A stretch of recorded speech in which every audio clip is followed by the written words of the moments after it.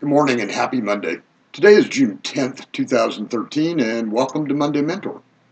We continue our look today at complexity by discussing the reasons for complexity. Hold on for another week and we're going to begin working on simplifying some of those complex processes. The single biggest contributor to complexity is size and scope. When the store has 3 employees, tracking time off is as simple as the owner remembering that team member number 2 is leaving during the 4th of July week. Maybe there's a big calendar in the break room, maybe there isn't.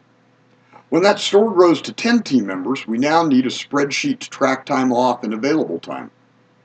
Grow that same store to 5 locations and 60 team members, we're now using a time and attendance management system with available time off and scheduling.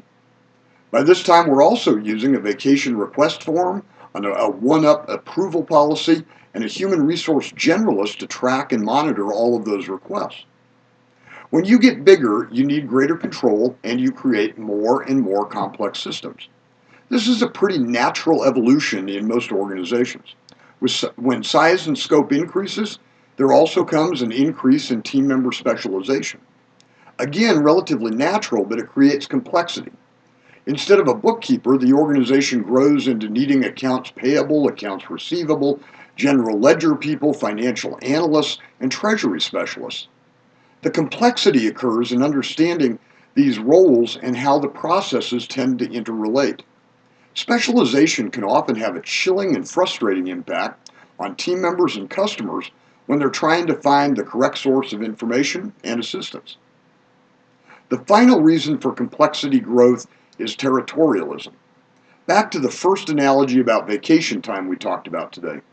If that process or system is challenged to find a less complex method, would the incumbent performing the vacation time tracking fight passionately about the value provided and the necessity of that system?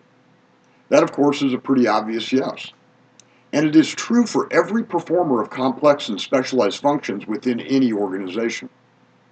One other contributor to complexity is regulation and internal control. Some highly regulated industries like banking and gaming and insurance are required to perform levels of tracking and reporting to comply with laws and institutional regulations. The complexity then occurs when those responsible for compliance assume a zero risk position and end up over complying. Please remember the role of auditors and attorneys is to reduce risk. If the compliance system they propose is not balanced with business operations and reasonable assumption of risk, a very overcomplex and risk-adverse system is going to be created. I hope you all have an absolutely terrific week, and I look forward to talking with you next Monday.